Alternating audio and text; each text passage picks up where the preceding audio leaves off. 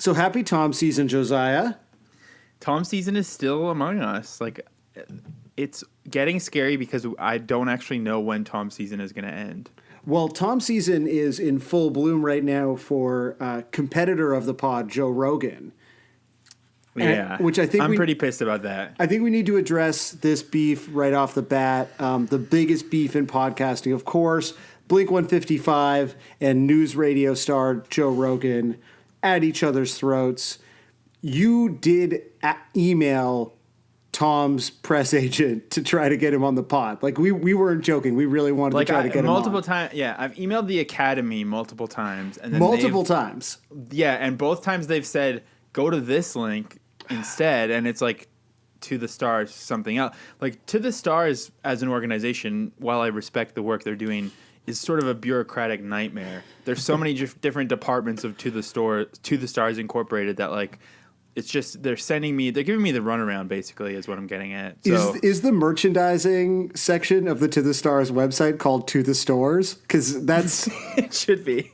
My little audio typo that I just made created a new thing. But yeah, so you're welcome. I'm really aggressively trying. Like, yeah, this is no joke.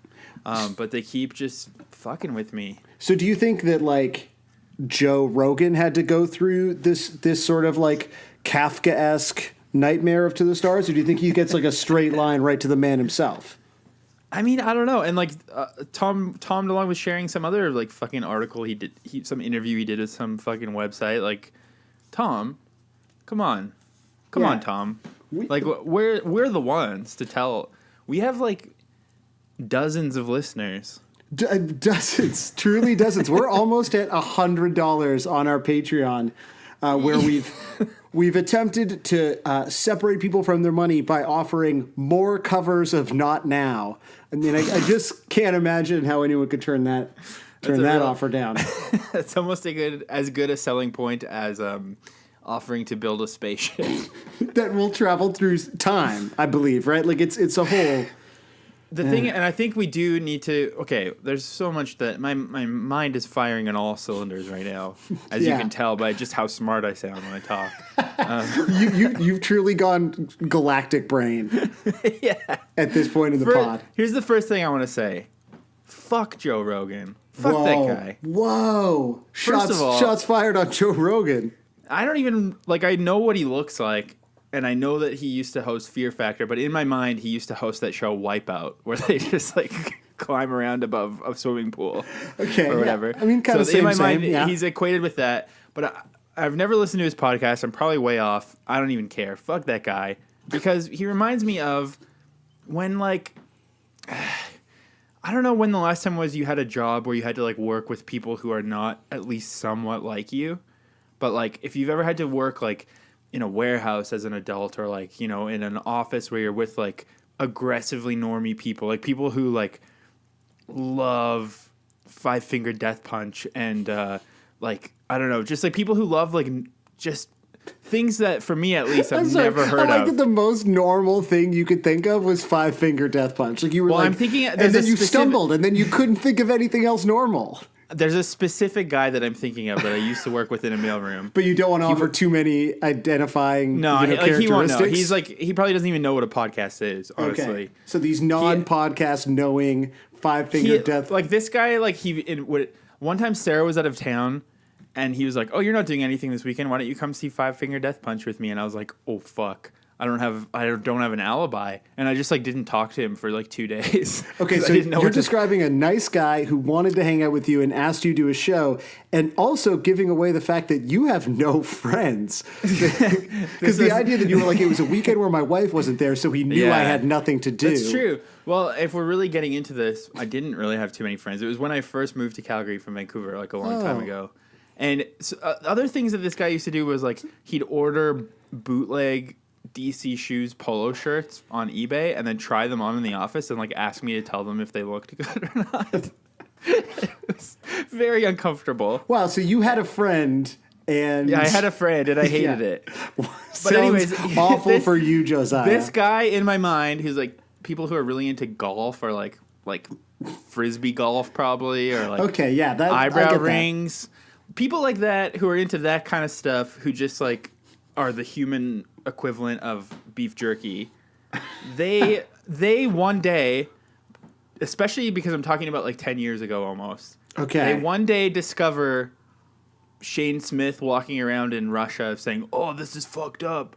Like, I feel like early Vice coverage was just them walking around in different countries, pointing at things and saying, "This is fucked up." And then, well, yeah, it's the classic David Carr thing about just because you put on a safari hat and looked at some poop or whatever. Yeah, exactly. But I feel like, especially, so taking the Frisbee golf eyebrow ring 5-finger death punch fan, and then showing them early Vice coverage. And then after that, they get this like superiority that they are world weary and understand the world. And to me, that's what Joe Rogan is.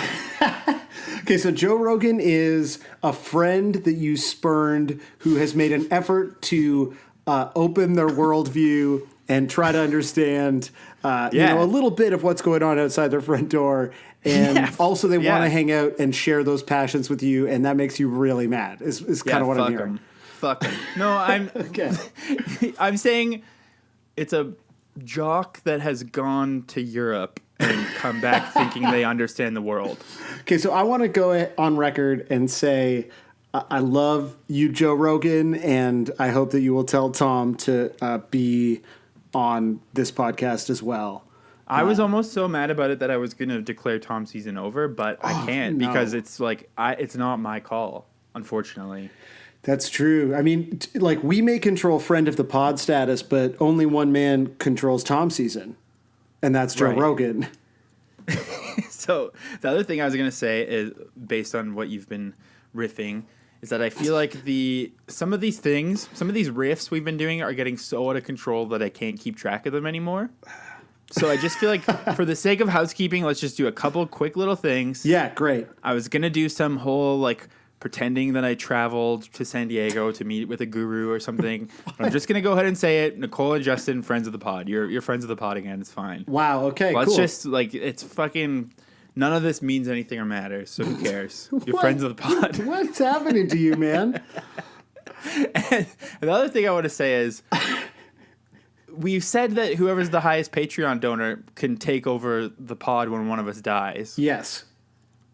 Unfortunately, now 2 people, I didn't write down who, but I remember 2 people this week signed up, and now there's 2 people tied for first place with 690, the 69, which is obviously hilarious. But yeah, that's nice.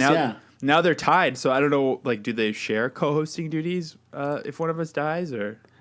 Yeah, I don't know. I mean, I guess there would have to be some sort of maybe decision made by like a sort of table of elders. In fact, this actually ties into our guest appearance on this week's pod. Chris Cresswell of the Flatliners, who has his own podcast, Carry the Banner, chimed in on this. And to be honest, we spoke only 20 minutes ago, and I already have forgotten how this came up, but it was about sort of how to split decisions. Oh, it was if you and I disagree about somebody being a friend of the pod, like who ultimately gets to decide. And I said we need like a board to make those decisions. So this is actually another reason that we need maybe some sort of board in place just to help organizationally on the executive level. That's true. I mean, we could establish... I also feel guilty because I think the dumber the Patreon things get, when someone actually does it, I'm going to feel guilty for taking their money. Yeah. But we could establish a tier that's like board of directors tier, where you could almost like pick what songs we do, or like you could be on the board. So by the time you're listening to this, we've added a new tier to the Blink 155 Patreon. The link is in the episode description. And for an amount of money that we'll probably agree on offline, you can join the inaugural board of the Blink 155 podcast, have a say in matters where Josiah and I are split. Ultimately, I guess, fire Josiah and I, because that's sort of how boards work. Really flex your power for a substantial amount of money per month, I'm sure. Also, consider, if you have this free money laying around, consider donating to a more worthy cause as well. Of which I have no clue if there even are. Like, I don't know what. I feel like the world's doing pretty good. I never look at the newspaper and I don't go online, but for me personally, everything's fine. So my life's pretty good. Yeah. So I think this is the only thing that matters. This is definitely where your money should go. I'm just gonna say this because I've always wanted to. If there was like a woke version of Moby Dick, it would open with "Call me cis male." What the fuck, Josiah? That was a bad joke. I think it's time to break out. Time to keep riffing at the start of the pod and No. not.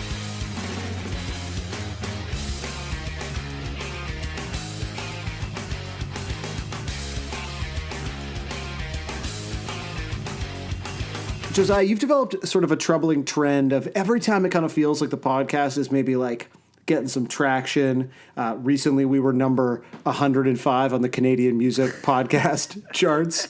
Yeah. You know, like it's gonna get mentioned. Yeah, things are happening. It's a big deal. And then it's your time to pick an episode, and it's like, ooh, maybe he's gonna go with like a secret banger. Maybe we're gonna dip into a single. Who knows? And you came back this week with a bonus track from one of 3 possible versions of Take Off Your Pants and Jacket. So it's entirely possible that if you own this CD, you have actually not heard this song. So that's a good idea. Go on. No, Go that's on. it.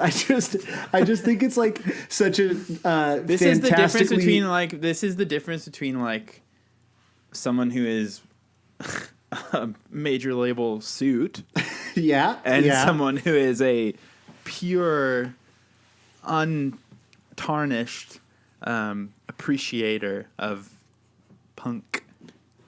No, it's true. You are the true punk, and I'm the suit, and I get it. So No, actually, honestly, first of all, I'm really scared about doing. I'm scared about doing a hit. I'm just gonna come out and say it. I'm scared of the hits. we're both terrified, man. Like I'm terrified of hits. The reason I do so much research is that I get obsessed with being as comprehensive as possible, and then every once in a while I'll find something after the fact, and I'll realize I didn't get to talk about it on that episode, and then it's like so upsetting. It keeps me up at night. So, like, imagine we get to the episode about "I Miss You." Like, what are we gonna do? Like, it's terrifying to me. I agree. It absolutely weighs on me, and it's sort of safe to like try to pick songs. Like I suggested Peggy Sue a couple of episodes ago, and then we just agreed we wanted to do something else. But like, there's some safety in the obscure songs because we can just do things like talk about woke Moby Dick jokes and not ultimately feel like we're sort of burning a good song. But the minute that we start doing singles, like everything matters. I feel like, we're just going to seize up and ruin them, to be honest. I fully agree. So part of it is sort of the irony safety net that I live in my life is partly that, but also there's a very pure reason that I picked this song. And I'm glad that you're asking me, not that I didn't know you would, but Yeah. I've been wanting to talk about this for a while.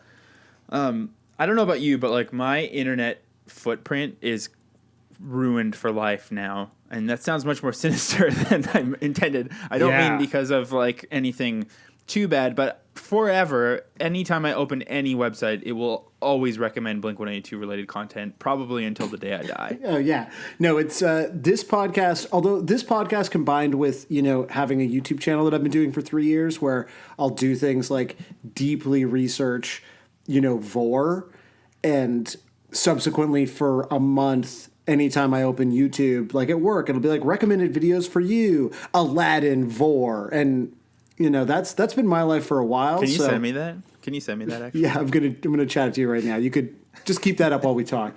Cool. So as you're listening to this podcast, everyone, just imagine that Josiah is watching a loop. Just ignore the subtle stroking sounds that you might hear. Jesus Christ. So yeah, you're sort of experiencing what has kind of been my internet life. Not to brag, not to be like I was there for the Vor demo tape, but like, yeah, you're being punished basically.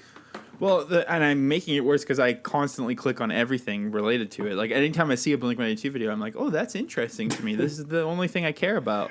Yeah. So it's working, but so when I go into and also it did start truly before we started the podcast because I used to just like. When I was still drinking too, I'd just like get drunk and watch Blink-182 videos alone.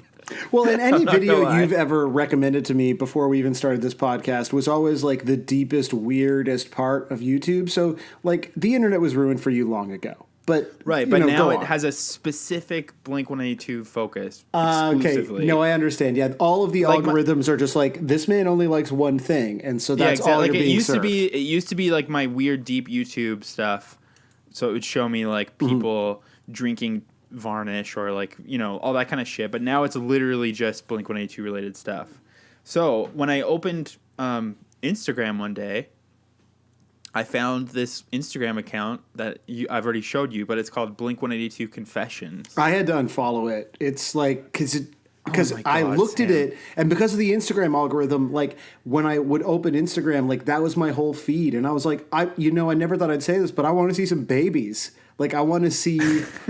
Well, I feel like maybe I've never met somebody where I would feel inclined to say this until right now, but I feel like you might not be looking at your phone enough. Yeah, okay. Because like I follow I follow the guy from Wolf Eyes who true heads know. I mean, he's like kind of a meme gentrifier. Like he posts everyone else's memes, and there's a lot of controversy about it. But he also just posts like the greatest memes, and he posts like literally like 20 an hour. Like all that guy does is make noise music and then post memes as if he's a machine. So, and it's great, and I love it. So I open my thing, and it's all Wolf Eyes memes, and I'm like, hell yeah, that's sick. I'm gonna be here for a while. So between the Wolf Eyes memes, you do see some posts from Blink-182 Confessions. Yeah, like I haven't seen my friends or my wife's posts in years, but you haven't seen your wife in years. It's like I've seen her. I've seen her tweets just like waiting to finish the Great British Bake Off while you do this podcast. So. I know, yeah, because we are in such a committed, loving marriage. We watch our shows together. I thought you were talking about you and I for a second there. I was like, it's true. Oh yeah, well that too. So you watch your shows together, and she's being denied those simple pleasures. So she just waits. Now. Yeah. She's really taking a bullet for me right now while I get this out of my system. So part of what you needed to get out of your system was related to this Instagram account. Yeah. Bringing it back. I'm really on one today. Yeah. I'm just so mad about the existence of Joe Rogan. Honestly, man, like I don't want to like go to bat for Joe Rogan too hard, and I definitely don't want to have a full sidebar discussion about Joe Rogan. But I do genuinely like Joe Rogan. I mean, I've never like listened to him. I just like forming opinions based on my own like strong negative simplistic feelings that were established inside my brain when I was like 13 on the playground. I think what we're talking about specifically today though is jealousy. Like you're jealous of Joe Rogan. I don't think it's not like I can admit when I'm jealous of people for sure, but it's not that. It's like when I was 13 I just decided that I hated jocks, and my whole life has been a sort of battle between whether I like jocks or not, because I do really love like hardcore jocks, but I don't like Joe Rogan. Okay. He's like a drug jock, though. It's like kind of its own fun thing. Oh, yeah, that sounds awful. Yeah, he's like I forgot that you're Edge now, sorry. Jock. Yeah. He's like a music festival. Like, he's all about, like, having experiences. Like, people... Oh, shut up. Anyways, so Blink-182 Confessions. These two teen girls run it. They're incredible. Because not only... Like, so basically you submit an anonymous confession about Blink-182 to them. And these are real teens? These aren't like... This isn't like you. No, like the girls running it are teens. Okay. But they're like a more perfect version of what I'm trying to put out into the world, basically. Okay, a purer version of what you're putting out. Exactly. Yeah. So, I mean, like, I'm just clicking around right now. Like, someone would write, TBH, I don't find Matt attractive. I think he's a bit ugly, especially compared to 2000's Tom. So it's like real confessions. It's like the All-American Rejects Dirty Little Secret video, basically. I can't... What is that video? I don't know. Try to keep up here. Okay, sorry. So look, so these teens write secrets like I don't find a 45-year-old man attractive, which is like great. Someone wrote I'd rather fuck a dog than Travis. But sometimes they do things like was that Tom?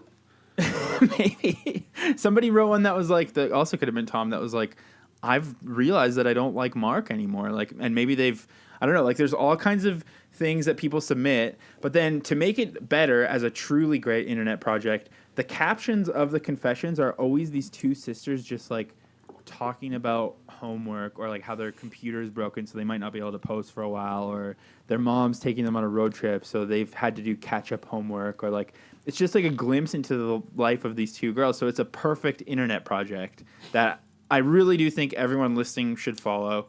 When I mentioned it on the pod, I was hoping that I could submit a confession in real time and then see what happened next week.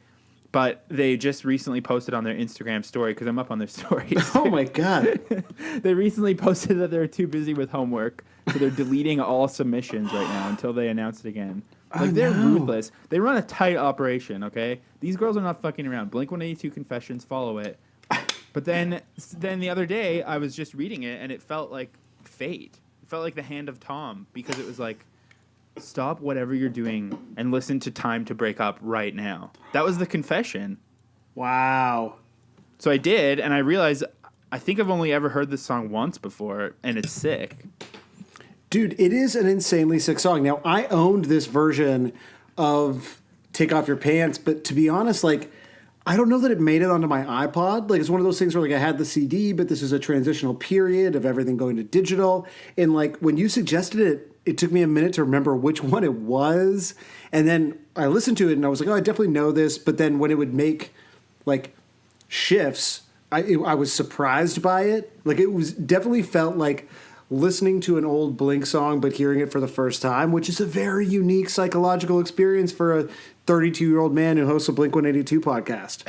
I agree. It's very, it's a pure experience, like these teen girls. It's, you just sort of lose all, like, sense of context, and you're just like, I love this song. So you don't just, like, enjoy this Instagram account. You, like, follow its instructions.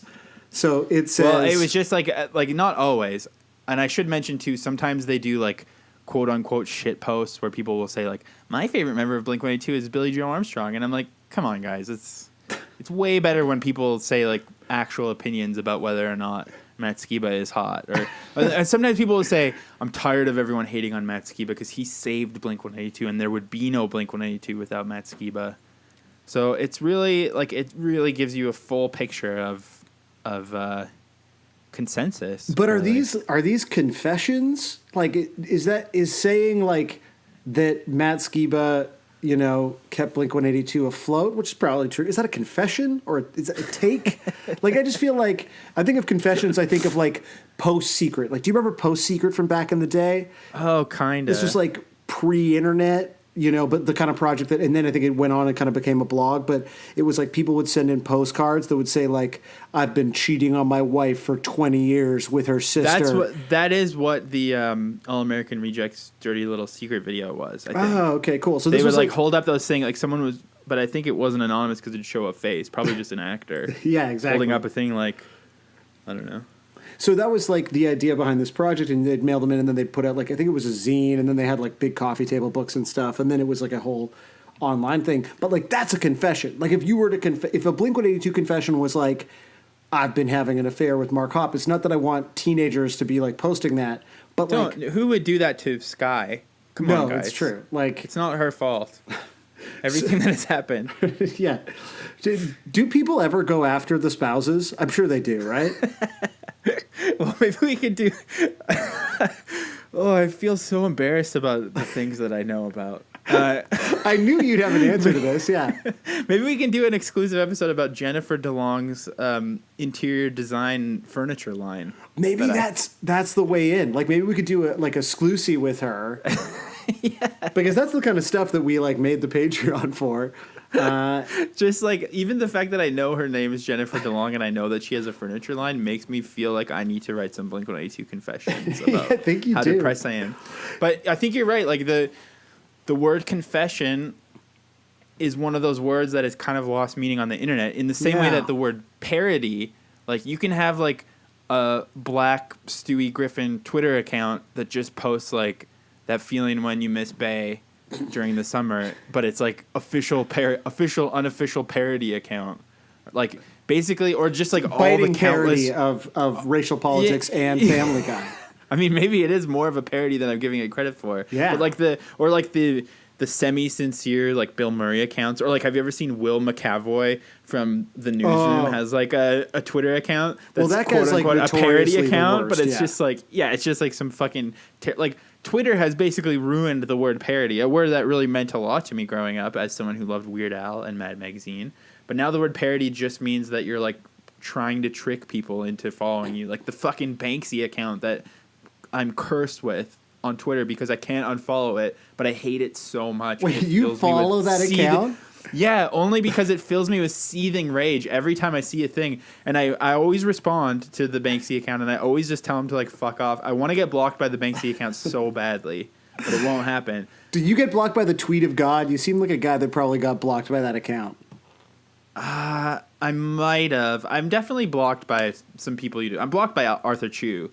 Yeah, I'm blocked by Arthur Chu. Everyone's blocked by Arthur Chu. Who isn't? But, like, I think there's a lot of things going. Like sometimes I'll Photoshop the real Banksy's tweets to make them look like he was actually saying something racist, and I'll share it in the comments, and like it'll get lots of retweets. But I think in order for the real Banksy to complain, and it's the real spelled with an I, a capital I, so that it's not like the real Banksy, it's like the Ray Banksy. Or like Louis Riel Banksy, like a Métis activist Banksy. Yeah. But either way, I think in order for that Banksy account to get me shut down, they would need to like admit who they are, and then they'd have to admit that they're not Banksy. And I feel like the actual real Banksy will have to almost come out of the woodworks and out themselves to get a verified Twitter account to stop this one. Do you think that maybe the real Banksy Twitter account is just run by someone else in Massive Attack who's like so over the one dude who is Banksy's shit? And he can't do anything about it, right? Because like it would entail having to reveal. It would just make identity. band practice really awkward. Exactly. It's true that I want to get away from this, but I do feel like the Real Banksy Twitter account is a great sort of like litmus test for whether or not someone is an absolute fool or not. Because sometimes I'll follow someone on Twitter and like maybe we're friends in real life, or maybe I've enjoyed something they've written or whatever, and then they'll retweet something that's like makes you think, and it's like a banker taking a shit on a little girl or something. Yeah. And you're like, do you think this is actually Banksy? Like, do the people who retweet it think it's really Banksy? Well, this actually is to bring it back on topic. Thank God. Something that I absolutely love that sort of brings it full circle and makes me think of another normie who feels enlightened in the sort of Joe Rogan sense is that I constantly see Travis Barker faved a tweet, and it's a real Banksy one. He like always faves those tweets. So he's a Banks head, eh? Yeah, it's always like a credit card that's like like one of those, what are those lines called when you're in a hospital bed, like on the computer, but it'll be like a credit card. Oh, tight. I'm just inventing one. No, anyways, I think the word parody has lost all meaning in the hands of teens. Similarly, maybe the word confessions is going the same way. So what was your Blink 182 these teens confession? are going to go to Catholic church, and they're going to be like, Father, I've sinned in the confessional booth. And they'll be like, what have you done? And they'll be like, I think I prefer Tom to Matt. So, and like, I don't know how many Hail Marys you have to do if you prefer Tom, because that is no, it's actually not a sin. He'd be like, Tom season? Yeah, it's fine. Yeah, priest recognized Tom season. It's true. The Pope Pontifex said so. He's been tweeting about it. Pontifex, come on the pod.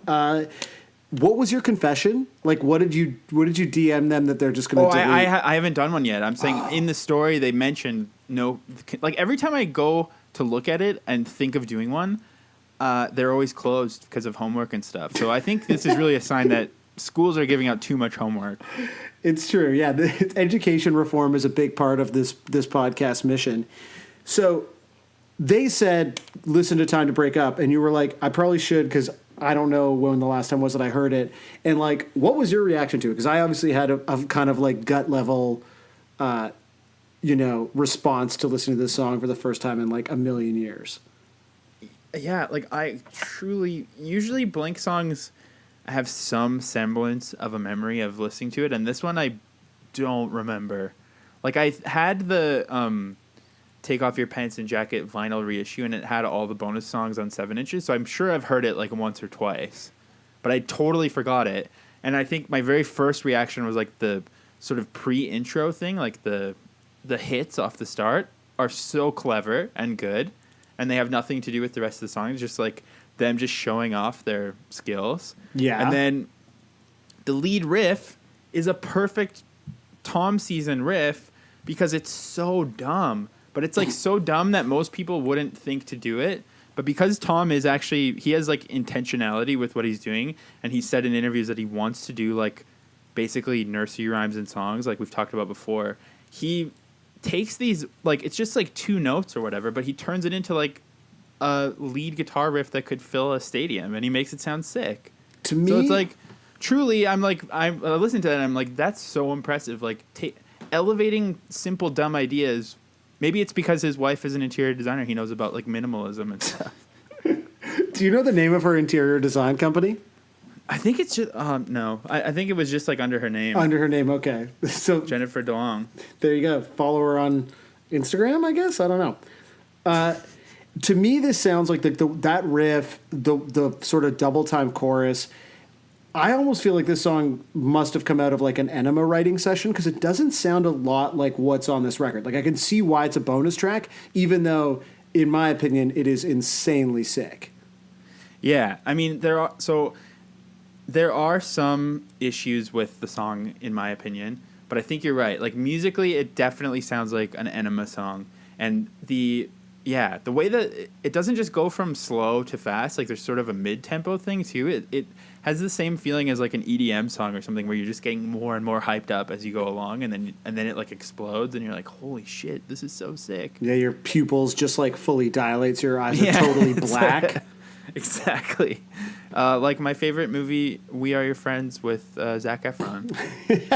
Did you actually watch Of course you watched that movie. I don't know. Of course I did. There's a scene where they sing Santeria on actually, that movie is a perfect example of the Joe Rogan woke jock mentality, because it's like he's just like some fucking buff roid monkey who gets into EDM, and then like him and his friends sit around in a kitchen and sing Santeria on an acoustic guitar, and then the next morning one of them has OD'd. Oh no, that's so sad. And also, you just spoiled We Are Your Friends. Well, I'm going to go ahead and spoil the end of the movie too, just because I don't have too many notes on this song.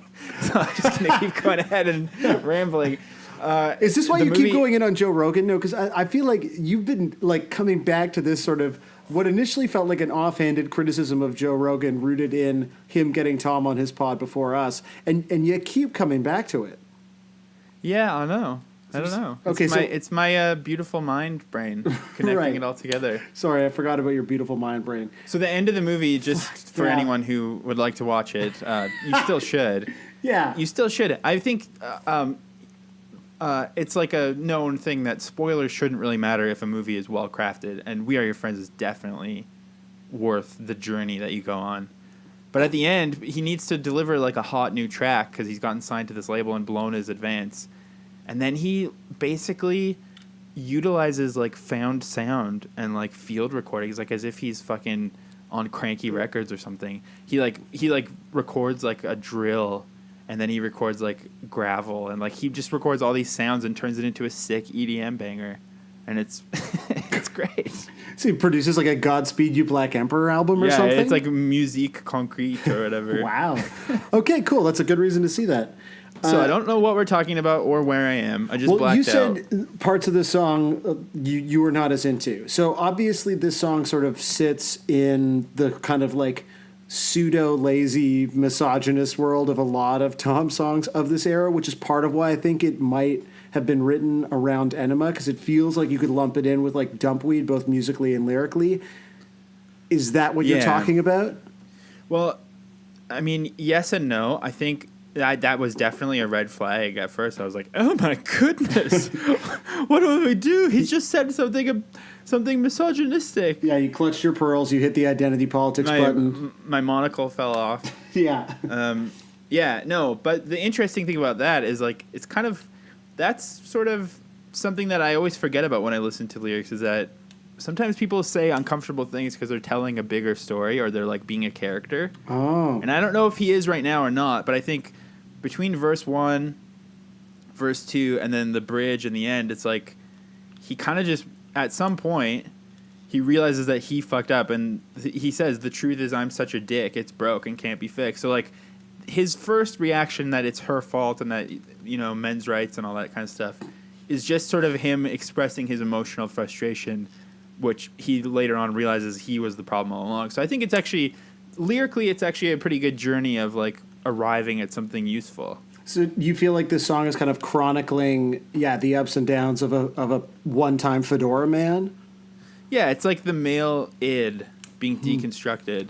Yeah, because it starts with, like, it's only the men who get fucked now and again. It's a real, like, family court, always sides with the mom. Yeah. You know, like, this is about, like, it's true, like, it's not misogyny, it is about men's rights. Until, like, you're literally. Right, he comes around and kind of recognizes that he perhaps is also somewhat to blame. Yeah, like, I mean, whether or not it's in a men's rights context, I think anyone, when they get angry, at first sort of has, like, the victimhood attitude, and then hopefully arrives at some level of like understanding their contribution to the problem. So it's like, I think it's a pretty healthy expression of frustration. Wow, that was a really nuanced take there, Josiah. I do, and I want to take this opportunity to tease the fact that I actually think Chris Cresswell, friend of the pod and guest of the pod this week, had kind of a good take on what I sort of interpreted as mostly just really lazy lyric writing. Like that it's just like the song kind of feels like it goes a few different places because it's just a lot of thoughts jumbled together. But he kind of goes full like classic Blink-155 conspiracy theory on it. So that's a reason to listen to however fucking long this podcast ends up being. And for you to listen as well, Josiah, because you have not heard it. Yeah, I don't know if I can listen without my own voice, but I'll try. So you're going to just immediately fall asleep at that point. But that's funny that you say that because that's exactly my critique of the song too. Is like, it's not even that the lyrics are offensive; they just feel lazy. Yeah, like, totally.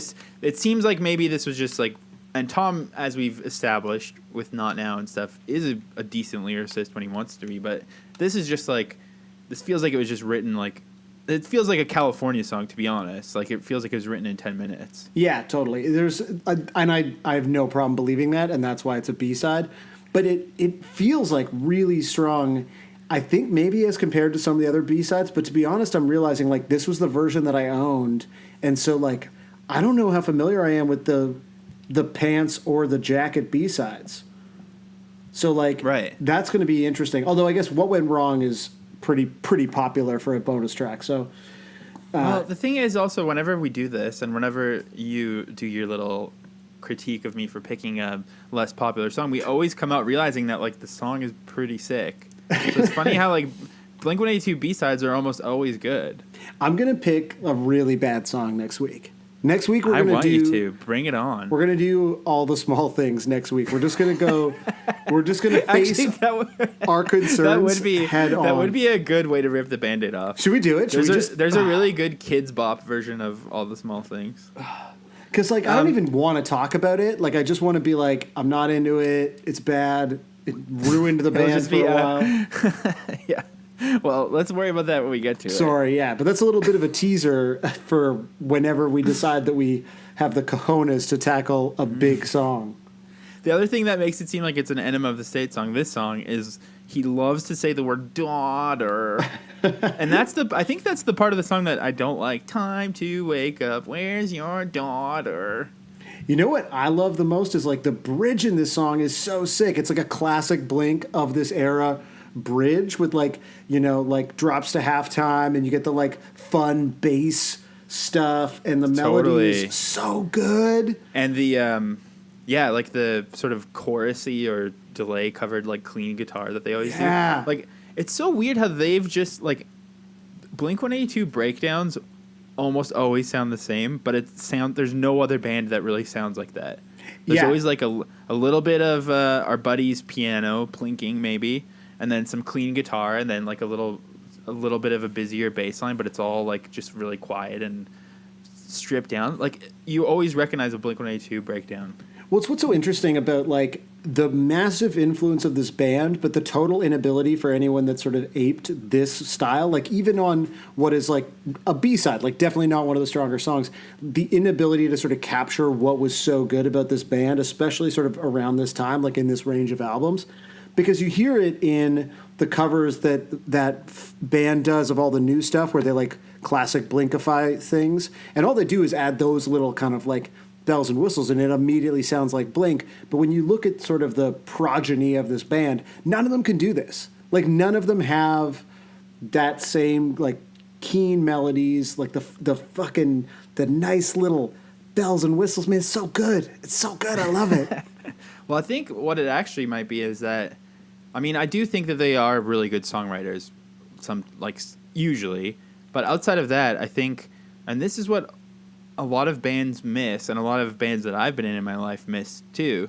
But I think you need to establish rules for what you're gonna do. You don't just write songs that you're feeling at the time, because then all of a sudden you have some gross halftime rock jam with a blues solo, and then you have some fast song, and then you know what I mean.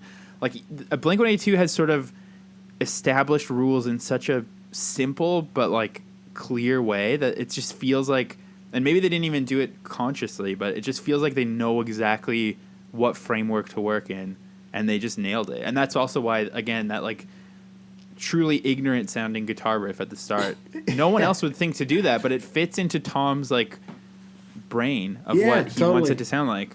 You know what was weird is I found that this song actually reminded me a lot, just in terms of the sort of big hits and sort of left turns that it takes, of Parking Lot, which obviously this is definitely a Tom song, and Tom had nothing to do with Parking Lot.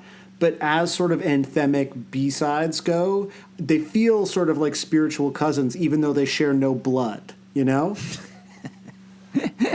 That means they're still allowed to fuck. Yeah, exactly. They're fucking cousins. You can, if you donate a certain amount, you can become our fucking cousins. That's the galactic brain tier. So there's executive board and then fucking cousins. No, honestly though, all the Patreon stuff is getting so confusing and elaborate that it's we're gonna need it's getting Tolkien. Well, there's all this backstory. We're gonna need to start drawing maps and shit. It's true. It's gonna have its own language and songs and stuff. It's gonna be great. But yeah, you're totally right. Similarly to that, but I think they've gone too far, because without Tom, the rules have changed and there's not that framework anymore. But similarly, that's why this song is so exciting, because it sounds like they are firing on all cylinders and at the top of their game. The little pre-intro hits are totally clever and creative and out there, and then the drumming is insane. And once again, if you pay attention to the drums, you're holy shit, but it doesn't overthrow everything else. So this is aesthetically a perfect Blink-182 song, I think. Yeah, couldn't agree more. Also, kind of classic Tom voice a little bit, because by this record, they had already kind of sanded off the edges a little bit, but it feels like, because it's a B-side, maybe all of the effects Small and things. Stuff haven't been applied. And so you get this real kind of sounds it doesn't sound like Dude Ranch, but it sounds like Dude Ranch through a Neve board probably or something. He's in that real nasal sort of register that just sounds really sort of organic for him, and it's so good, man. Well, another thing is it's all relative, and we've talked about this before, but when Take Off Your Pants first came out, I thought it was way too disgustingly clean. But now it actually sounds so good and really heavy and punchy, but not it doesn't sound like California to some people sounds so auto-tune now. But this Take Off Your Pants Jacket just, I don't know. I think I've really come around on it a lot in the last few years. I feel like this record sounds less smooth than Enema does. And maybe that's just the way that one kind of hit me at the time, and I'm sort of hearing nostalgia and not actually listening most of the time. But I feel like there's a simplicity to this record, and this song is a perfect example of that, that's lacking from Enema. And this is way in the future, but a comparison is Stay Together for the Kids versus All the Small Things, which are the sort of anthemic, mid-tempo, commercial radio jams. And Stay Together for the Kids actually sounds like a rock song, whereas All the Small Things sounds like a pop song, right? I need to convince myself to like All the Small Things so that I can be contrarian on the episode. But we'll have to find someone. Yeah, maybe we can find a guest or something who's must really be someone on Earth who likes it. Yeah, I think you're right though. I also think this is an interesting phase, because maybe I'm just being ageist as I tend to do. But I feel like they were in that perfect age where they know exactly what they like and what they think is cool, rather than as they get older they're trying to keep up with trends and trying to fit into the zeitgeist without defining it. Whereas like Take Off Your Pants is like they've kind of gone through their 20s where they're just like blindly doing whatever, but they're not quite at the stage where they feel irrelevant that they need to keep up. They're just sort of like in this weird super confident zone where they're just like beating the shit out of their instruments and playing really quick and like bringing in other influences without letting them take over. Yeah, without letting them dominate. Like it's obvious that they've heard something besides the Descendants record, but that's still the core of what's there. Yeah. So you don't have a ton of notes, which is great news. Does that mean No, goddamn. Okay, sorry. I was like, oh, this is probably a good time to transition to covers, but I mean, there are extra covers this week too that we can talk about. But I thought this is for you specifically. Oh, thank you. Since we're talking about Take Off Your Pants, it's a perfect time for you to talk about the ass infomercial, which you have not brought up on the regular pod yet. This has not come up on the pod yet, so this is a very exciting discovery for me. Is we're doing some work with a director here in Toronto, and we were in a meeting, and he was just talking about some of the stuff that he's done. Produced this Drake video, produced this Rihanna video, produced this video with Snoop. Like the guy's sort of done everything, especially like lately worked on some of the biggest music videos of like contemporary kind of hip hop, and then he mentions, I used to do a lot of stuff as well, worked with so-and-so and so-and-so and Blink-182 and yada, yada, yada. And I followed up with him. I didn't want to say anything in the room because, being like, I actually have a Blink-182 podcast. Like, can you tell me more about that? Was, not appropriate, sort of given the vibe of the meeting. And so I realized that what he had directed for Blink-182 was not a music video, but, in fact, a commercial known as Ass Tent. And so this was a commercial for this record that's like this kind of nonsensy infomercial that's like mostly a joke about proctology, I guess. And according to the description on YouTube, it actually never aired. And it has like over 1 million views. So clearly there's probably some people listening to this who may have seen this. But it was supposed to air on September 11th, 2001. And then it didn't because I guess no one wanted to see Ass Tent in the middle of the biggest. Well, I just assumed probably the ad buy that day was so expensive. There's a lot of people watching television that day. It was the Super Bowl of terrorism. Yeah. So to rewind a little bit, I'd like to know.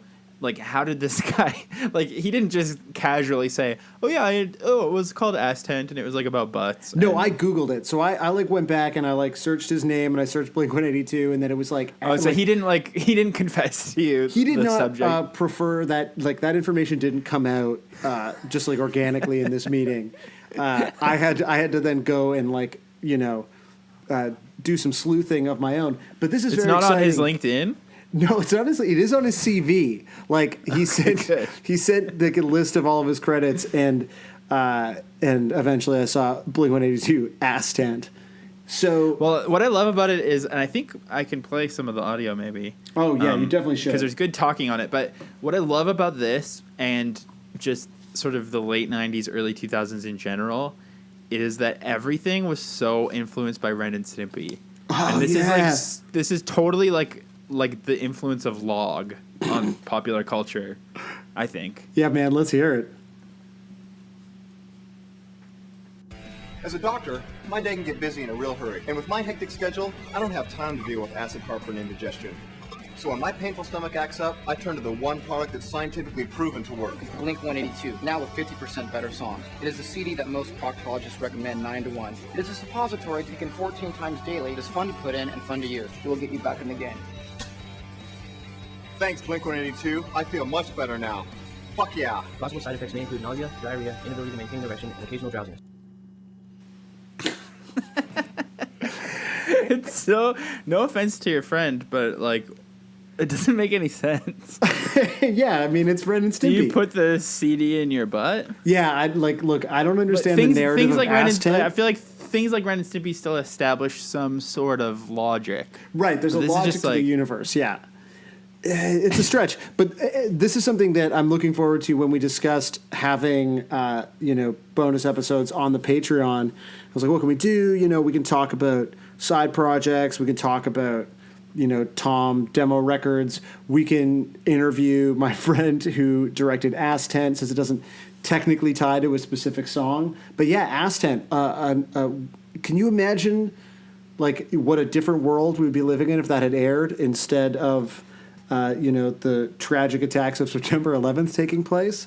Well, let's just assume that they had cable on the planes back then. Yeah. And okay. the commercial did air. Yeah. And the terrorists were like, you know what? That's really funny. America's tight. Yeah. They would like Americans. They're just trying to have a laugh. And you know what? Like, look. America. I want to jump up and down in a mosh pit too, and not push anyone.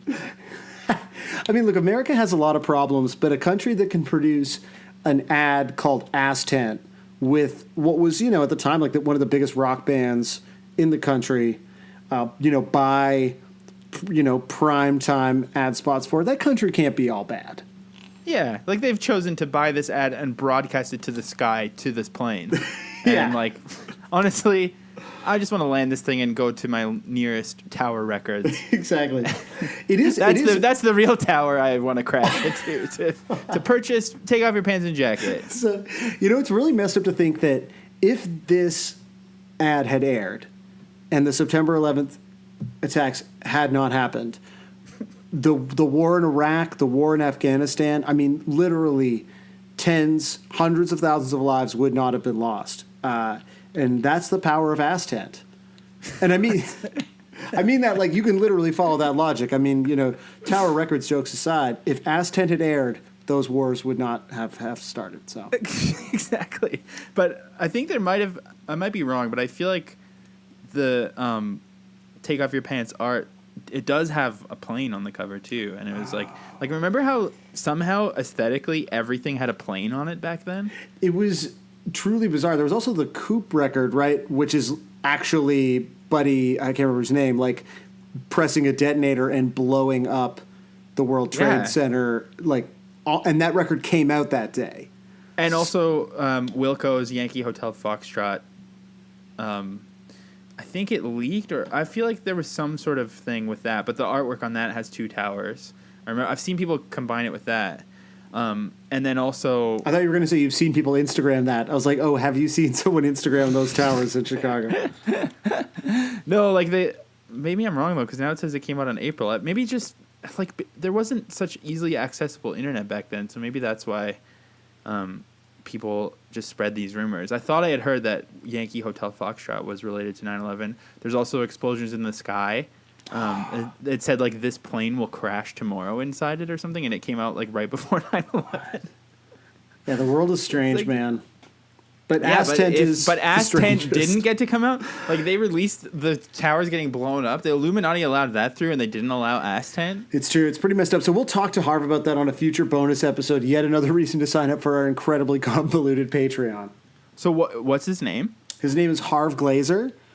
Harv Glazer. Yeah. The Ass Tent man. The director of Ass Tent. So he doesn't know that we're going to do this, but right. I know. I thought you were I thought you were intentionally leaving out his name earlier, so I didn't want to press for it. But but then you just literally asked. From now on, throughout history, it will go down Harv Glazer, Ass Tent, Ass Tent. So yeah, I don't know that he's a friend of the pod yet, but we'll make him one. So. Yeah, it'll happen. Yeah. So, I mean, that's what I wanted to talk about pretty much. That's great. So all you wanted to talk about was an Instagram account run by a couple of teens and Ass Tent, and I've been recording for 54 minutes. So yeah, but we're going to do it a little bit of an extended cover thing for a second because there's a couple things I'd like to bring up. Okay. So we're technically starting down, but there's for other reasons too. Oh, okay. If that makes sense. No, it doesn't, but I'm ready. I'm open. So, like I mentioned earlier, Blink-182 Confessions, I wanted to submit a confession on air and see what happened. Because to me, that's an exciting use of this medium to do things and then revisit them later. It's like planting it's like a callback, It seems fun. Yeah. Obviously, that didn't work out. So I was looking up covers. I was once again scrolling YouTube endlessly with the phrase "time to break up Blink." Again, I truly maintain that the endless scroll is the worst thing to happen to you, and therefore me, in the history of the internet. Yeah, I know. Like, there's a lot of it's bad also- stuff that's happened there, but that's it. That's the number one thing. Yeah, it's probably true. So I found this video that only has 48 views, and it's the only cover uploaded to this channel by a man named Lucas Danishmand. Mm-hmm. And so I was like, that name's a little bit familiar. And then I listened to it. Let's just listen to it. Okay.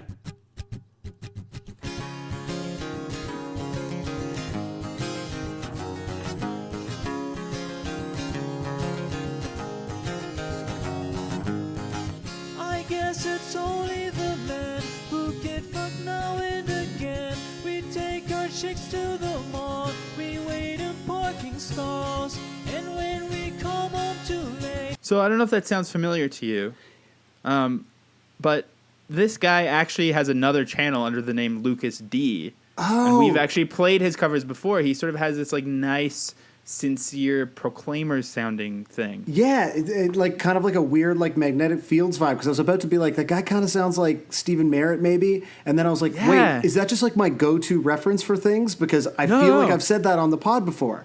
So we've heard this guy before. What was the through his episode? Account, parking lot. When I was at your house. The connection So- is real, bro. So Lucas D is his other account, but I was like, why do I recognize this name? And then I remembered, while we were recording Parking Lot, I clicked a link on his YouTube page while we were talking, and I just clicked add friend on Facebook. And so yeah, I'm actually, I do remember that. Yeah. I'm friends with him on Facebook, but I've never like spoken to him or done anything with it. I'm just friends with this man now. And here he is again on our podcast yet again. I think you got to tell him. Should I message him right now? Like, what do you want me to say? I think you I'll should write him a message right now. You should send him a link to Blink-182 Confessions Instagram and just say, hey, bro, you seen this? Okay, and also just so you know, he lives in Dubai. This is the guy that you were talking about, if he's rich or not, because he lives in Dubai. Oh, this is what led us down that sort of path. Yeah, I don't know. I think, or you should say, hey, man, we host the 105th most popular music podcast in Canada, and we've played your covers a couple of times. Maybe we can Okay. interview you. Okay, slow down. We host the 105th Most music podcast Yeah. in Canada. Yeah. It's about Blink 182. Yeah. We've played your covers multiple times, Wait, what if he comes at us for, like, royalties? Oh, fuck. Well, You know, let's take the risk. Let's take the risk. let's take the risk, because we're friends now. We're in. It's You know true. what I mean? He wouldn't sue his friends. I can't even, like, I think it's his right. I think he might be German or something, because I can't read. You know when, like, Facebook switches and you can't read anything? You know who's I can't German? figure out what his job is. Lou Bega is German. Isn't that remarkable? Really? Yeah. That's a okay. favorite fact of friend of the pod, Aaron Zorgel. Okay, I'm going to say random thought, but did you know Lou Bega is German? Also, So weird. Are you German?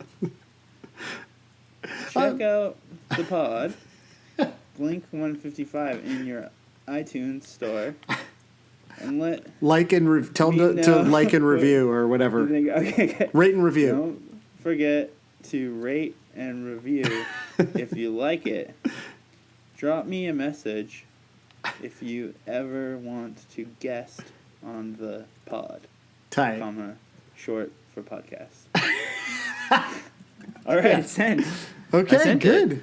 All right. So I knew this is really like a Tom season miracle, because I had forgotten that I added this guy as a friend. I can't really keep track of my friends on Facebook. I kind of just it's a mess. My life is a mess. yeah. But he came back, like he found me. It's like love wins, you know, like Lucas will find you. Yeah, that's what they say. Lucas will find you.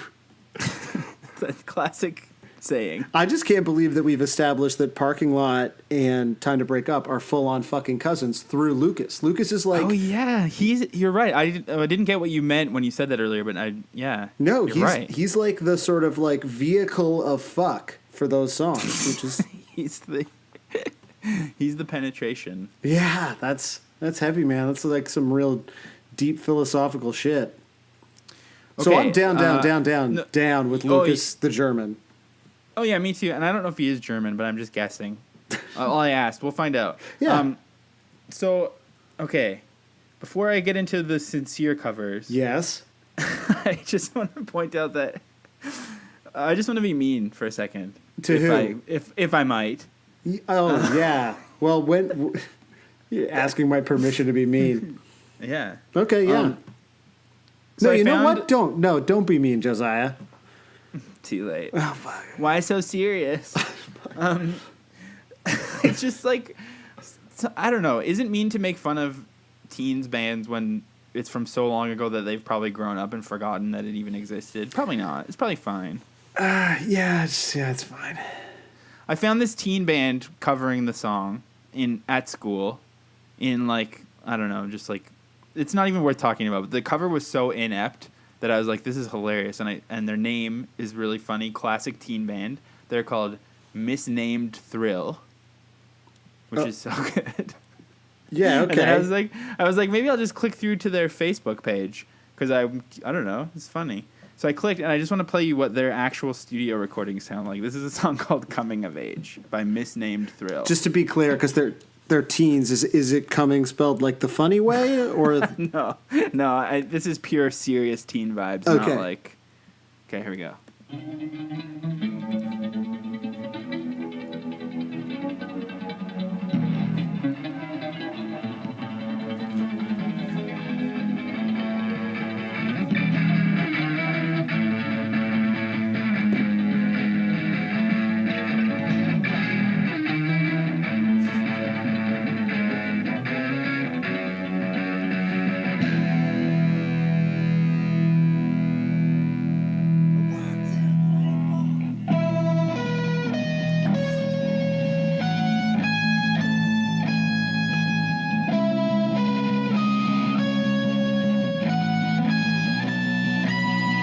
If a place can't keep a secret, then it's not a secret place. And if you see it to believe it, then you dodge the hand of fate.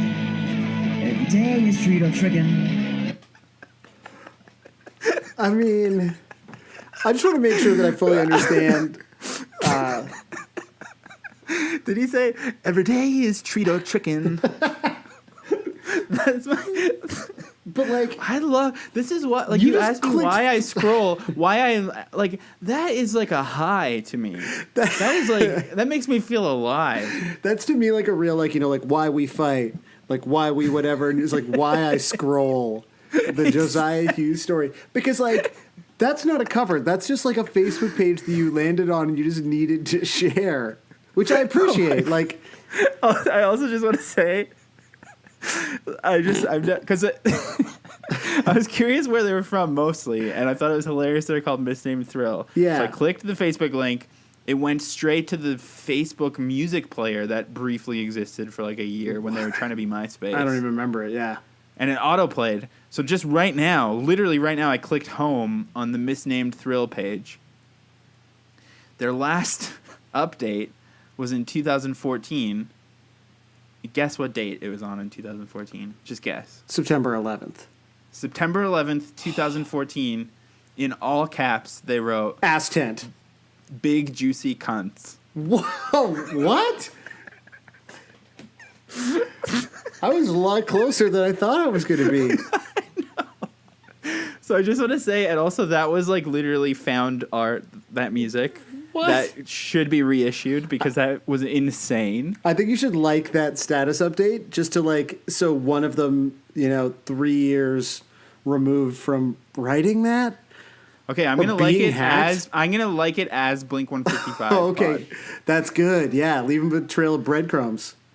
So, I mean, I don't know if we say down, down, down, down or not for that, but I am definitely. That was like amazing. I feel so good right now. I wasn't sure I feel like how I I just felt. woke up for the first time in my life. Yeah. The countdown, everything after the countdown. Yeah. I was fully Galactic Brand for. Okay. Okay. So you Now I liked have- the update and now are we actually We into just- down, down, down, down? Yes, sort of, but like there's another contextual thing for this. But this Okay. is officially down, down, down, down. But there's another contextual thing, which is that I was actually listening because we, as we know, part of the process how the sausage is made. We listen to the song right before we record. I was listening to the song at the dinner table with my lovely wife, Sarah, wife of the pod. One of the two best wives of the pod, gotta say. Yeah, and that's like a huge Patreon thing. If you sign up for the Patreon with like, I don't know, we'll decide a number, but if you sign up for like $5,000 a month, you can also be a wife of the pod. Wow. Okay. Anyways, we were listening to it, and we both agreed over the dinner table that this song only works because it's Blink-182 doing it. When other people try it, it's too pop punk. It sounds too much like modern nouveau pop punk, and it doesn't work. And so this song has actually been covered by a band that I've always seen the name and thought I would like because I love mainstream pop punk and I love Avril Lavigne and I love Sum 41. But I cannot get into All Time Low. Oh yeah. Oh my God. What was that? Still got phlegm from my chest you're wounds. still dying. I'm still dying. I'm okay, but like that was what that was. Dude, I don't get the All Time Low thing at all. Like, and I like so much corny stuff, but it's not. The songs aren't any good. Yeah, like I mean, I really like most major label pop punk bands that sound like they were formed in a boardroom. Yeah. Like I like it. I liked. You like Good Charlotte. We've been over this on the pod. Like, Well, you guys are friends. I actually don't even jokingly, like, I do think Good Charlotte is sick for real. For real. No, I know. But We're like, not, there's no joking what on this was- podcast. Right. Why am I forgetting the name right now? What was that Canadian pop punk band where they Simple Plan. Well, I mean, I love Simple Plan for sure, but the one where they have a music video on a ship with girls and they used to play on Not by Mike Bor's Choice? show. Yeah, Yeah, I like dude, them. from Etobicoke. They were good. There you go. Yeah. Do you know them? Do you know them? No, they were like older and cooler. But do you think that one of them like works at a laundromat or something? You could go interview them for the pod. I don't know what the drummer ended up being like kind of a session drummer and he was in a bunch of bands, and then I think he like he was sort of a pseudo bigwig in the Canadian music industry. He was actually friends with other wife of the pod, Ashley Carter. I think they went to the same high school. One second. Hey Ashley, what happened to Liam Colleen? Okay, so she thinks he's like a band manager. Yeah, so anyway, that's the update on Not By Choice. Thanks. Thank you for listening to Not By Choice 155. Yeah, Not By Choice probably has like 23 songs. It'd be a much shorter and reasonable project to undertake. But I do like what I'm saying is I like mall punk. I think it's good. Up until I actually.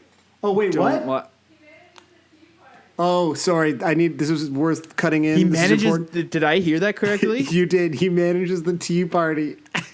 Whoa! Thank you. Oh, cool. Yeah, that's so sick. That's bad. Okay. Canada's awful. Canada's so bad. Oh. Okay. So, anyways, blah blah, pop punk. I don't like. I think for me, the end point of mall punk that I liked was Fall Out Boy. I cannot get into Fall Out Boy. I never liked Fall Out Boy. Yeah. I'm a little bit surprised that you don't because it has like the harms and sort of the dramatic flares that I feel like you might like. I didn't like the songs. I liked it. Like, what about like? Did you like My Chemical Romance? No. Yeah. See, me too. Maybe it's our age. Like, I didn't like any of that stuff until 5 Seconds of Summer. Then I started liking like boardroom pop punk bands again. Yeah, they're sick. So anyways, what does this have to do with anything? I don't get All Time Low. I don't understand the appeal, and their cover of this song is bad. Is all I'm trying to say. So just hear it.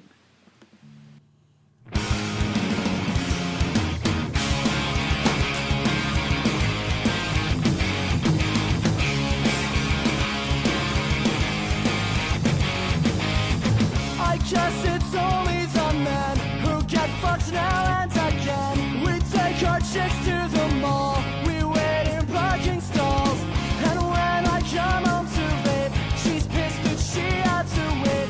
And my excuse not to call, it never worked at all. Time to wake up, where's your daughter? Yeah, I'm I not hate. down, I down, hate down. that. You know, Something about the vocals are so like. It's like they've captured the desperation of acoustic covers trying to get laid and turned it into like just vocals on a electric guitar song. well, you know what it is? I think all of these bands, this is what I was trying to say before, where like there are a lot of bands that were influenced by like even this era of Blink, and none of them nail what was good about the band at this time. And it's because all of these bands probably think All the Small Things is a good song. Like these are Right. people who heard All the Small Things and were like, sick. And then they were like, maybe a punk beat is, we put that in the back of some shit. But like, these are the descendants of like, at best, First Date, and at worst, All the Small Things. Like, all of these bands sound like all the Blink songs that suck. Yeah. And that's it. So that sounds like if someone who really liked First Date covered a good Blink song. Yeah, exactly. Like it's just like they've missed all of the good things, and they've missed all of the small things. Another interesting thing is that a friend of the pod, I think his name is George, I can't remember, but he's been DMing me on Twitter, and him and his friends are 18 years old and they love the pod, but they actually started with Blink with Neighborhoods, and they like that, and now they're learning to like Cheshire Cat and stuff and starting to love it all. So I guess it's like, because this band has been around for so long and evolved so much, I guess it does depend on where you start. Yeah, totally. It's all like gateways. And again, like I think it'd be weird to go back to Cheshire Cat now and try to like it, because it's like lo-fi and it's kind of, I don't know, if you're used to all, because even shitty music sounds really good now because we all have access to like incredibly high grade recording equipment like in our pocket. And so Cheshire Cat is like an aesthetic leap for an 18-year-old. And I don't think we should shit on teenagers for not liking that kind of music. I don't want to shit on any teenagers. That's disgusting. Yeah, right. Sorry. Just kidding. I do, because my next cover is another teen band. Yeah, and all they you have, want to do is shit on teens, man. I know. Well, it's because this is all like teens from like teens are so cool now. First of all, they all love like Lil Yachty and Lil Pump and all the Lils. Like they're so cool. Every teen is cool now, but like 7 years ago or whatever, they all had swoop hair, and I don't know. I got really excited that this cover was going to be like a Christian metalcore cover because it's a band called His Disgrace. Yeah? And I was like, fuck yeah, but it literally sounds exactly like the All Time Low one. Fuck, okay. I guess it's only the men who get fucked now and again. We take a check through the malls, we wait in parking stalls, and when we come home too late, she pissed cause she had to wait, and my excuse not to call, it never worked at all. Time to wake up when you're tired. Why? I feel Why, man? nauseous. You're making me hate this song, I gotta say. So I think what happened was because of Fall Out Boy, everyone started trying to sing too well. yeah. And then you ended up with like that guy from Mariana's Trench whose singing is just like, first of all, that guy dresses like he just fell into a Le Chateau sales section. He's like, it's just like guy liner and white leather. And it's so bad. But then he just like sings so theatrically. Like the thing about Tom is that you were saying last week that he can sing, and he can sing, but he can like barely sing. And that's what was cool in like the late 90s and 2000s. Like when Isaac Brock from Modest Mouse was cool. It's like people who can just barely sing, not people who are like, Yeah, it's just like everyone got the vibrato. Everyone took vocal lessons, and it's really boring, man. Like the most interesting vocalists like are people who are sort of working with maybe just a little, and it's a lot of heart. And those guys have no heart. They just have like good vibrato. yeah, I mean, when you put it that way, I don't like it either.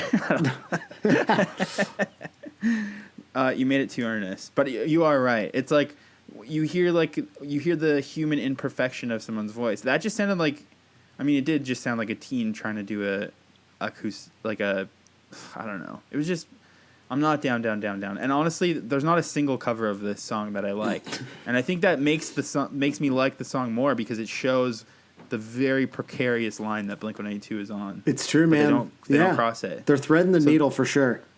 So this actually, I don't know if you got any. I think I told you I had a bunch. So. Yeah, I didn't do anything because you were like, I have no notes Yeah, but that's lots fine. of covers, and I was like, I'm good. Then I'm just gonna sit this one out. I'm going to end with this one because it kind of ties everything together because this guy sort of looks like the intelligent jock that I've been complaining about this whole podcast. I do like that his YouTube name is Mr. Pop Punker 182. Oh, that's tight. Yeah, That's a good name. I would change my name to that legally. that should be your tag. Like, as you sort of start creating Riel Banksy type sort of thinking art. Oh, like Mr. Brainwash? Or Yeah, something? this should be your Mr. Brainwash character. It's just Mr. Pop Punk 182. I always try, whenever I like make fun of Banksy with people, I always try to like riff of Banksy artwork piece in real time, but it's harder than you think. It is like there's a subtlety to it, and that's why like the real Banksy stuff is so incredible, and I can sort of understand why you follow it, because like just to make what would Mr. Pop Punker 182 be doing? He'd be feeding like young people into like a massive machine that looks like John Feldman, and then when they come out the other and they all come out wearing the exact same punk outfit, but then the machine has a label on it that says like the think outside the box machine or something.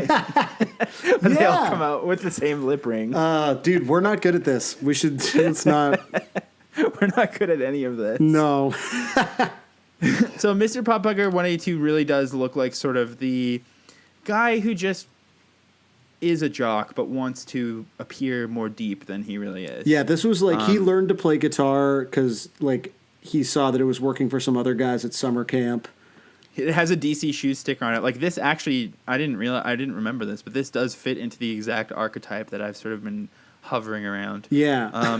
He's sitting like beside the water. He's leaned on his car, and he called it Nature Sessions, which makes you think like, oh, this must be like a series like La Blogotech, like Arcade Fire in a fucking elevator or whatever.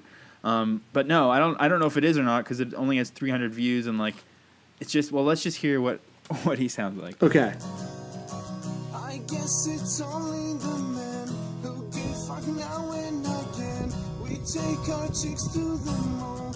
We wait in parking stalls. And when we come on too late, she speaks that she had to wait.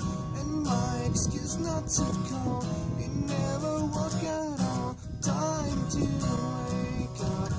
Where's your There's something about this song that makes people want to emote so much, and yet we've already established the lyrics are just like throwaway garbage. But there's something about it that people just really want to be. Maybe they're relating to that men's rights vibe. Yeah, this guy's definitely an MRA. I just think like it's a good melody and it works acoustically like until you listen to it.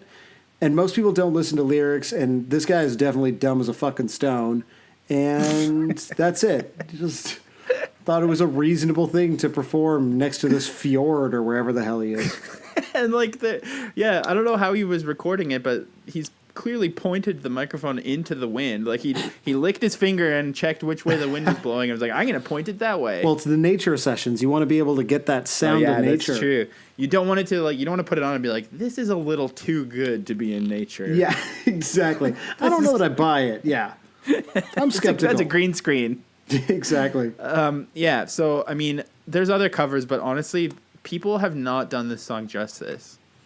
And I think that leads me to my final thought, which is that this is a really good Blink-182 song that only Blink-182 can do. It's them at their very best, but it cannot be imitated. It's everything that makes them special. That's a great final thought, Josiah, and very sincere.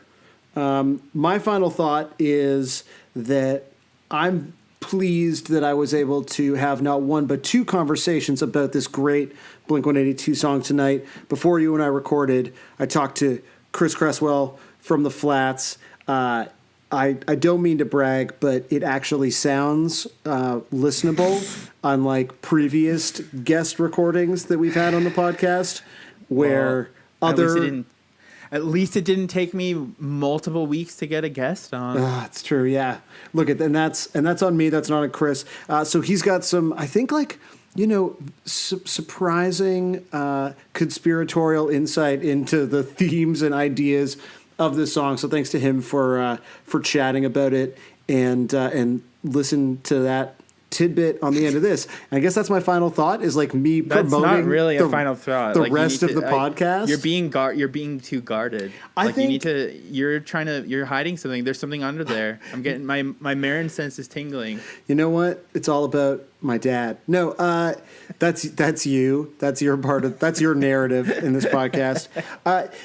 This song kind of like reminded me of what's fun about this project. Like as much as my favorite thing to do is just sort of grind this joke into the ground about how stupid this is and how it's ruining my life, and that I can't believe how much research you do and how many covers you make me listen to, and that I hate myself, and that I'm ruining my time on Earth. The fact is, this is born of a very deep and real affection for this band, and to be able to go back to a song that I had forgotten the existence of and have like that nostalgic jolt, like anything that I feel nostalgia for, I have done to death in my life. Like I listen to Blink all the time. I listen to like Taking Back Sunday on the regular because it still makes me feel alive in a way that I'm not anymore because I'm jaded and old and decrepit. And so that's why I listen to Misnamed Thrill, actually. Yeah, you said you felt truly awake for the first time. To me, like going back and hearing the song was like the first time doing this where I was like, oh my God. And like I remember listening to this record and like this was like the summer of this record in my life. But like this song just sort of slipped away, and it's not like they play it live, and it's not on Apple Music, it's not on Spotify. Like you have to look for this song to hear it, and it reminded me of what I love about this band very sincerely. Wow. Well, you can thank the wonderful girls behind Blink-182 Confessions. God. And that'll be my confession when they're back up and running, is that they rekindled my zest for life. So thank you. And yes, 2 32-year-old men in Canada, you've saved us. Oh, that'd be a dark message to get, but I don't know. I guess we'll send it eventually and find out. Yeah.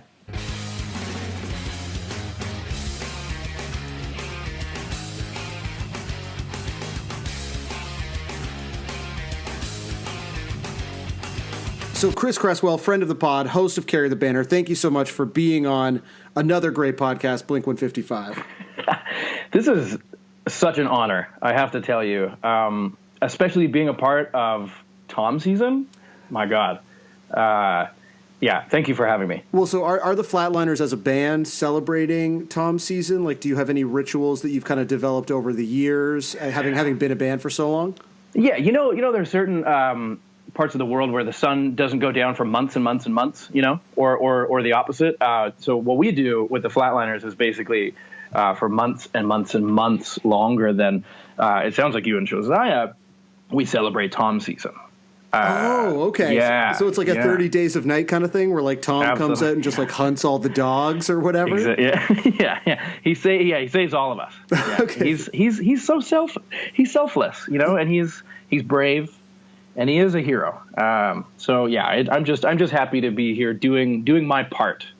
Well, it's great to have you here to celebrate Tom season and to celebrate Josiah's pick of Time to Break Up. And I've probably already given Josiah shit earlier in the podcast for this, but like, just as like every time it feels like we're getting some traction and people are like talking about the pod online and we're seeing those Libsyn numbers pick up, I'm like, Josiah, what song are we doing this week? And he's like, a bonus track from one of the 3 versions of Take Off Your Pants and Jacket. Like I forgot this song existed. It's a deep cut. Well, I had the pants version. Right. Yeah, I had the pants version. So what are do you remember what the bonus tracks are in the pants version? Yeah, it has that like super sick acoustic jam. Yeah. Which definitely could have would have become a Boxcar Racer song if Tom and Mark had just realized much earlier that they needed a break from each other. Yeah, it's like, guys, come on. Yeah. Yeah. And then I can't remember what it's called. I think it's What Went Wrong. Oh, right. That's a good song. That was very easy to remember, actually. And then the other one is the other B-side is, I can't remember what it's called, but it's got to be like Fuck a Dog or something, because it's just like another edition of the Blink canine love affair kind of collection, It is, as we've discussed, a big part of specifically Tom season. Yeah, Tom season is all about fucking dogs and owning women. It's a troubled time. It's definitely problematic. But although from what I remember, because I didn't want to stray too far, and we've already strayed a little bit from the song at hand, but Lord knows this podcast is not about straying, Chris, and you know this. Yeah, if you were looking for a concise, to-the-point conversation with me, sorry. Okay, you were saying I think the other dog song is by Mark. I think it's a Mark song. It turns out that he was infected by Tom season. Like, it just sort of is like a cloud that spread over everyone, I guess. I mean, can you blame him? Tom is just such a charming and, just an inspiring guy. A truly inspiring man who's going to take us all to space. So had you even heard Time to Break Up before I was like, hey, man, do you want to do the pod? And do you want to talk about this song?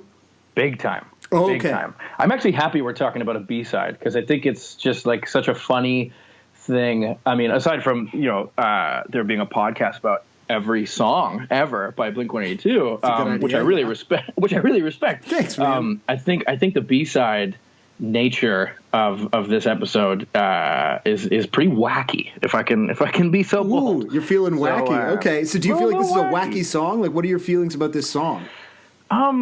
Okay, well, as far as the song in general goes, because I had the pants version, and I think this is on the plain, the take-off version, the red CD. Yeah, this is plain-a-dish.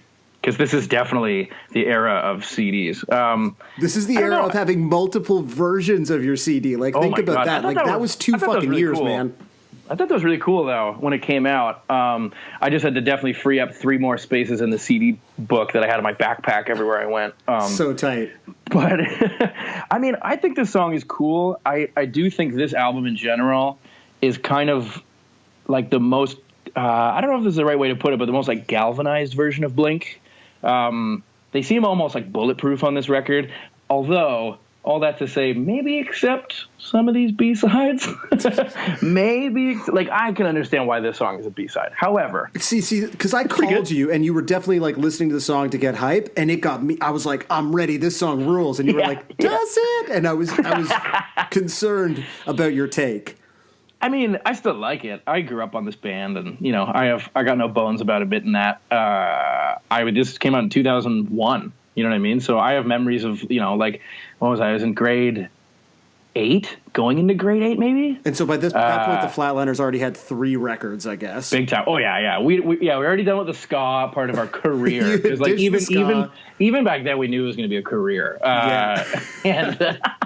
But I remember so vividly being at a friend's farm, like his family had a farm that we go to, and we were cranking this thing out of a boombox that ran on C batteries, like the big cylindrical ones. Ooh yeah, hefty boys. And just complete Flatliners tie-in. Scott and I were there with some friends at our friend's like family farm or whatever, and we were listening to this around the fire, this record, and all these kinds of bands from this era. And then I think it was the first time that I'd ever seen someone piss on a fire and put it out, and it smelled disgusting. Hell yeah. So there's kind of this weird connection between this album and the smell of sulfur and urine. Oh, that's beautiful, man. I think that both Tom and Mark would be happy to hear that. Yeah. I think so, too. Yeah. I mean, I feel like one of them is the sulfur and the other is the urine.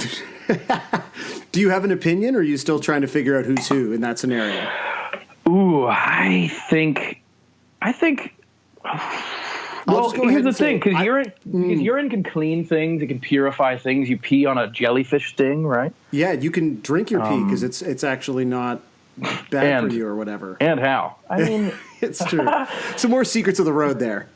Yeah. Oh, absolutely. Yeah. I mean, if you're running late for a show, really can't pull over to pee. There's no Gatorade bottles or anything with a safe enough opening to actually do this in a moving, bumpy van. Just open up, bud. Are the Flats a piss bottle band? Because like I've spent some time in the van with you, and I don't know that I've seen a lot of Gatorade piss bottles floating around. Yes, we are all nearing around 30 years old now. Been in this band for 15 years, and just recently, a couple months ago, if that, we had stopped at a gas station somewhere, and our friend Justin was on tour with us, and he emptied the garbage can. And a bottle fell out of the garbage can. A sealed bottle fell out of the garbage can that was very, how do I put it, startlingly yellow. And, yeah, it was a pee bottle that I had filled up that I forgot about. Because usually you do that, you put it in the garbage can, and then the first time you stop, you are the one to dispose of it. I had forgotten. So, yeah, we're still a pee bottle band. So, but in your old age, you're forgetting where you squirrel your pee bottles away is what you're saying. Oh my God, my memory is definitely not what it used to be. But but my ability to pee in a bottle is probably stronger than ever. Well, at least you have a strong memory about Time to Break Up, the song that we're sort of dancing around talking about. Do you guys have any B-sides? So you clearly think that this should have been a B-side. Do you have any Flatliners B-sides that you think are this good, though? I mean, honestly. Oh, my God, no. We put out an entire B-sides collection 2 years ago, and none of it. All of it pales in comparison to this one of the verses of this song. For sure. Like, that's it. It could fit into like that tiny space that it occupies creatively. Oh, absolutely. I mean, yeah, I would be surprised if a copy of Division of Spoils on vinyl would go for more than if it was even possible to put one verse of a song on a 7-inch, and it was this song. That verse from this song on a 7-inch would go for way more on eBay and these kinds of things. So yeah, Blink's got us beat. That's like really complicated punk calculus. I lost you halfway through that. It's not important. All I'm trying to say is this song it's pretty good. Yeah, right on. Well, Chris Cresswell from the Flatliners and the Carry the Banner podcast. Before I let you go, on your way to Fest in Florida, where you're going to spread the gospel of Blink 155, I have requested that you talk about it on stage during your set. Do you got anything else that you want to plug? Any other Flat stuff? Any other your podcast stuff, which is excellent, and I'm sure more people listen to it than ours, but I still feel an obligation to like do the bro shout out thing. I very much appreciate that. Well, I will tell you that I am having not only Tom DeLonge of Tom Season, but also Mark Hoppus, Travis Barker, and Scott Rayner on the podcast, Carry the Banner, that I just launched so soon. Yeah. My God. I mean, like, I haven't reached out to any of them, but I just know it'll happen. You guys are that's fair, man. Okay, well, if you could maybe like put in a good word for us. I mean, that's fun. We got the Matt Skiba exclusive, but it's fine that you got Scott first. That's okay. So, and listen, I'm an avid listener of Blink 155. I love this podcast. I really love how passionate you get when you speak about Matt Skiba. I am also a huge Skiba fan. I just like black out. And the worst thing is it goes on. Like, I think it got mentioned in the last episode, but like Josiah and I had finished recording and we were trying to leave my house, and I was like, I just love him so much, man. I just think Alkaline Trio is just a sick band, and we don't talk about it enough. Are you going to do Alkaline Trio podcast in 3 or 4 years when this podcast is done? Yeah, when this thing wraps up, I'll do an Alkaline Trio podcast. Hit me up if you're interested. For sure. We should still, if we do this, we should still get Josiah to do all the like kind of like busy work, like the research and stuff. Yeah, totally. I hate that. Yeah. I never want to do that. Yeah. So. And I think you're allowed to say Sclusy still. I think that's okay. Well, I mean, I think that something happened on Twitter where I think someone said if they gave more money than Paul Lawton, who had sort of put down the Sclusy law, that they demanded that I say it more. And I think that they gave more money, so that's just where we're at now. Oh, yes. Yeah. You and Josiah have to be careful because there could so easily become a rivalry among you, just like Mark and Tom. We got a long time to go, and like, we're trying to listen to each other emotionally. I got my side project. It just sounds like I heard Fugazi for the first time, and he's got his side project that just sounds exactly like Blink 155. Yeah. So. I mean, I must say before we continue before we finish, I'm so sorry because I've barely actually spoken about the song. There is the classic misogyny in the verses, but then Tom kind of praises the female character in the chorus, so it's a very conflicted song. So I feel like that's probably why it was a B-side, because to me that means that it was kind of almost an afterthought song. It didn't seem very worked out. The chorus is sick, though.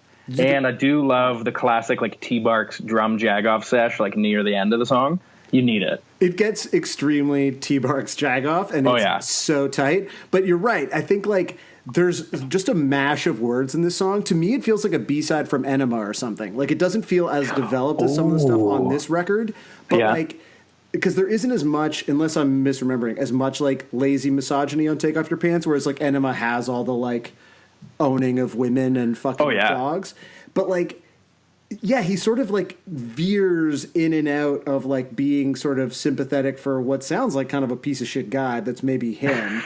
and then like giving agency to this female character. So I don't know. It's very strange. But as we know, when it is time to break up, and that happens to you, you're a whirlwind of emotions, So maybe this is a highly conceptual lyrical attack, on just the human condition and just how you feel when your heart's ripped out of your chest and stomped out on the floor in front of you. So I'm still back in Tom season, although there is some problematic things in his past.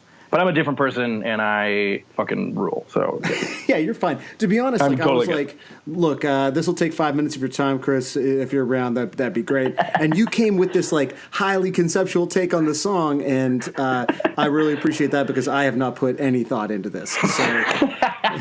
Well, I'm a huge fan of what you guys are doing, and if say Josiah. Well, actually, no. I was gonna say something. Maybe I could become the Skiba to the podcast, but I don't want to. Wow. I don't want to. Whatever. I'm just gonna leave it at that. I'd love to meet Josiah in person one day because I'm a huge fan. Well, I'm gonna let Josiah know that you threatened him, and that. No. My friendship of the pod will be revoked. Here's the thing, man. He can't do that on his own. I'll stick up for you, so nice. You'll be. I don't know how that works yet. We haven't sort of split yet on friend of the pod status. So I don't know who comes in and breaks the tie. Do we use our wives of the pod? I'm really not sure. Okay, well, I can, if I have to be knocked down a peg, I think admirer of the pod is still fine. Okay, yeah. Cool, yeah. If we need to sort of enact some sort of censure, but not completely kind of remove you from our world, I think that seems right. I'm happy with however I can be involved. Thank you so much. Well, Chris, thank you so much for your insight. Have fun at Fest. Have fun with your pod. Carry the banner. And, see you when you are the co-host. Thank you so much. I guess it's only the men who get fucked now and again. We take our chicks to the mall. We wait in parking stalls.